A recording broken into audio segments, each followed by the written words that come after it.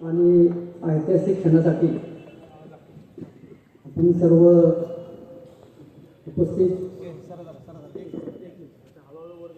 ऐतिहासिक क्षणापेक्षा तुम्ही सर्व उपस्थित आहे ते तुम्ही तुमचा तो हक्क आहे आणि तुमच्या आशीर्वादानं आणि तुमच्या पाठिंब्यानं हे सगळं घडलं आहे.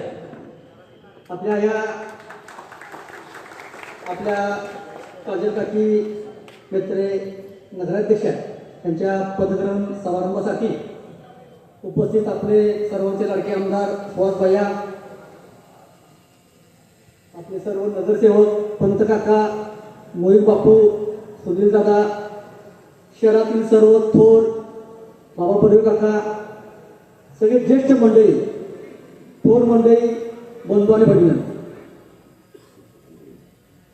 सुशांत देवकरजी पत्रकार बंधू, मला फार बोलायची सवय नाही तुम्हाला माहित आहे. त्या डॉक्टरने सांगितले जे आजूबाजू बोलू नका, न बोलता करायचं सगळं केलेलं आहे.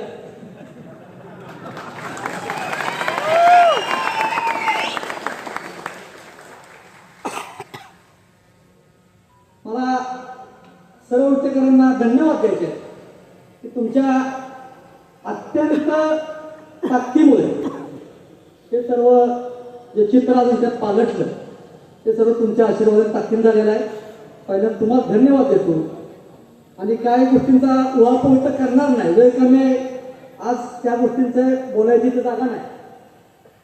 पण आम्ही सर्व नगराध्यक्ष आणि नगरसेवक ज्या गोष्टी तुम्हाला निवडणुकीत ज्या ज्या आश्वासनं दिले, ज्या ज्या गोष्टी सांगितल्या त्या पूर्ण करण्यासाठी आम्ही वचनबद्ध आहोत.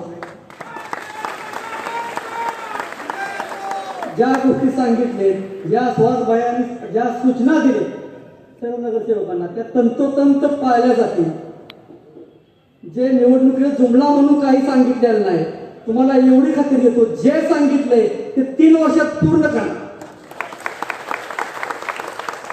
आणि मी निवडणुकीत सांगितलं 3 वर्षात पूर्ण नाही करू शकलो तर मत मागायला सुद्धा तयार करणार.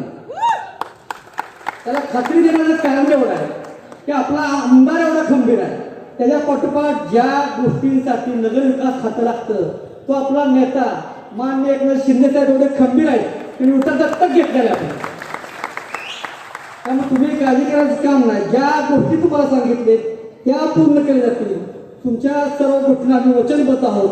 आणि माझी आता नगरपालिकेत पहिला दिवस आहे नगरसेवक मॅडमचा, नगर परिषद सर्व अधिकारी कर्मचारी त्यांना पण विनंती आहे की ज्या गोष्टी लोकांच्या हिताच्या आहेत, ज्या गोष्टी लोकांसाठी आहेत त्याच गोष्टी इथे केल्या जातील. इतरांच्या कसल्याही सवय तुमच्या असतील ते विचारणार नाही, पण पूर्णपणे बंद करावे लागतील. लोकांना जे अपेक्षित आहे तेच इथं घडलं पाहिजे, त्यासाठी आम्ही इथं आलो. ते घडणार नसेल तर आम्हाला काही चालणार नाही.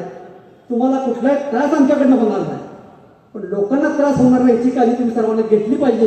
एवढी माफक अपेक्षा व्यक्त करतो आणि थांबतो. जय हिंद, जय महाराष्ट्र.